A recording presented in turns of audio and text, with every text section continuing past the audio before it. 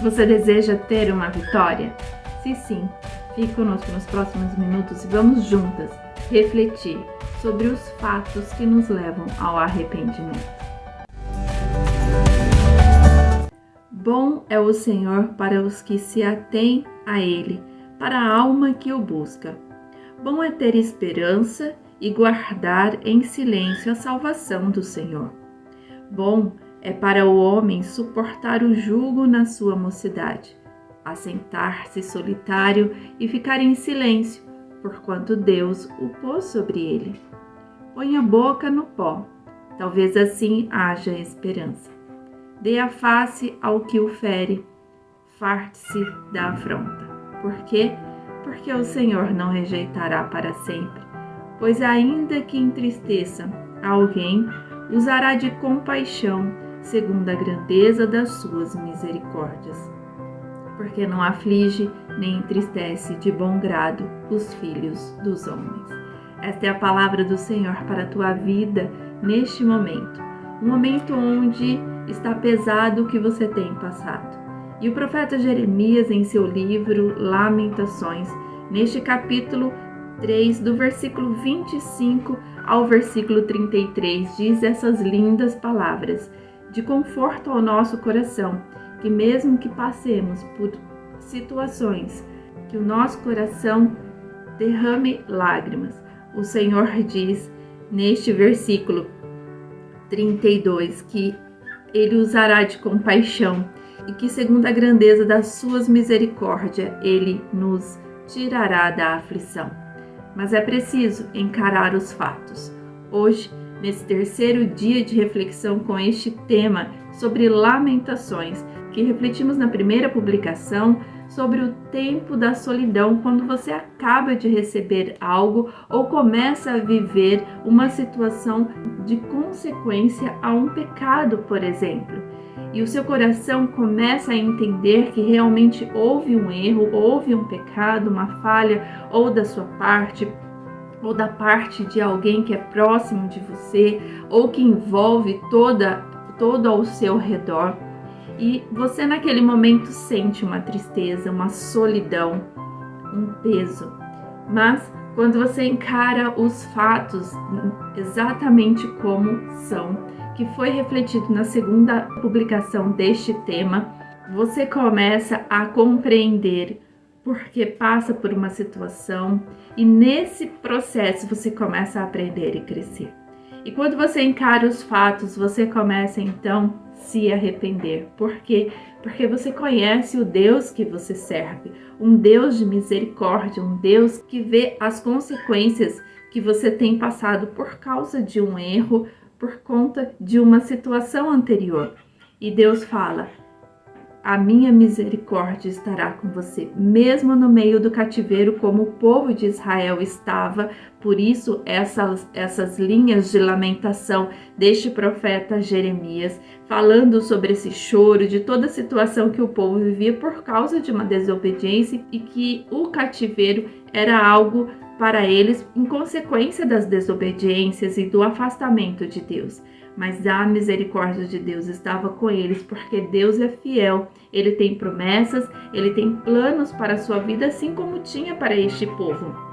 E o Senhor Deus, então, fala através de Jeremias para a nossa vida sobre essas misericórdias. Mas eu preciso me arrepender.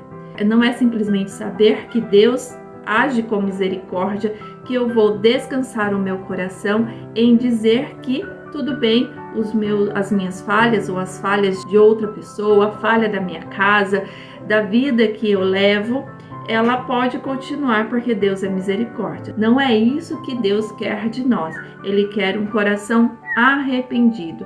Porque se nós formos neste mesmo capítulo de Jeremias, capítulo 3, no versículo 40, Jeremias, nesses versos, começa a dizer assim: esquadrinhemos os nossos caminhos, experimentemo-los e voltemos para o Senhor. Jeremias nada tinha a ver com o pecado deste povo em ações, mas ele tinha a ver porque pertencia à mesma nação, pertencia ao povo de Deus. Talvez você não faça parte do pecado, mas você está envolvida porque faz parte da família, faz parte da empresa, faz parte da caminhada de alguém. Então, você precisa colocar na primeira pessoa do plural, nós, onde diz: esquadrinhemos os nossos caminhos. Jeremias não precisava esquadrinhar o caminho dele, porque era um homem reto diante de Deus, mas o povo sim, e ele se inclui nessa situação. Então, esquadrinhemos os nossos caminhos, esquadrinhemos o coração da nossa família, do nosso lar, esquadrinhemos o coração da empresa onde eu estou, esquadrinhemos o coração da nossa nação, esquadrinhemos o coração do casamento, das amizades, esquadrinhemos e experimentamos-los e voltemos para o Senhor. Então, nós precisamos entrar neste arrependimento, de voltar aos caminhos do Senhor, em voltar às veredas que o Senhor tem nos dado. E continua no versículo 41. Levantemos o coração juntamente com as mãos para Deus nos céus, dizendo: nós prevaricamos e fomos rebeldes, por isso tu não perdoaste. Então, eles passavam por um momento de lamentação, por uma situação de cativeiro. Então, era um momento onde Deus estava com juízo sobre aquelas pessoas. Era uma consequência do que eles plantaram, porque o Senhor sempre diz na palavra, sempre exortou o povo em dizer: se andares no meu caminho, serão abençoados, se não andares, terão consequências dos próprios erros. E este povo vivia essas consequências. Você pode estar vivendo esta consequência hoje, esperando a vitória. Mas como que eu alcanço essa vitória? Que foi a pergunta inicial. Encarando os fatos e se arrependendo destes fatos, mesmo que não tenha sido teu. Você que se coloque e diga: Senhor, nos perdoe, vem com a sua misericórdia, porque já falamos que as misericórdias do Senhor são a causa de não sermos consumidos, que está no versículo 22. E o Senhor então diz aqui: levantemos o coração.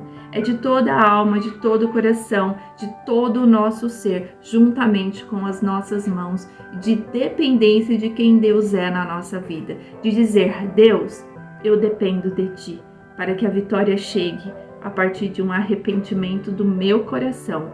E o momento certo vai acontecer, em nome de Jesus. Essa é a palavra nesse terceiro dia, nessa terceira fase do processo de lamentação. Existem ainda mais duas fases de súplica e a fase do esperar em Deus, que é amor, que é justiça, que é misericórdia. Mas hoje, fique com esta terceira fase do arrependimento. Então, se coloque realmente no altar do Senhor de todo o seu coração, com as mãos levantadas aos céus, da onde virá o teu socorro, porque Ele te livrará. Mas você precisa colocar um coração sincero diante de Deus. Se você suplicar: Senhor, esquadrinha o nosso coração, e no momento da oração você dizer: Senhor, a culpa é somente daquela pessoa, eu não tenho nada a ver com isso, me livra de tudo isso. Coloque-se no lugar do processo. Senhor, estamos todos envolvidos no mesmo fato e esses fatos geraram consequências e precisamos da tua misericórdia, do teu falar, do teu agir, dos teus ensinamentos. Perdoa-nos em nome de Jesus. Que Deus te abençoe, que Deus te clareie os pensamentos do seu coração, para que você ande nesta verdade e desfrute do que Deus tem para a sua vida, para os planos da sua família, da sua casa, do seu casamento, dos seus filhos, da empresa onde você trabalha, da sua nação, da sua cidade. E desfrute das bênçãos do Senhor. Que Deus te abençoe em nome de Jesus. Amém.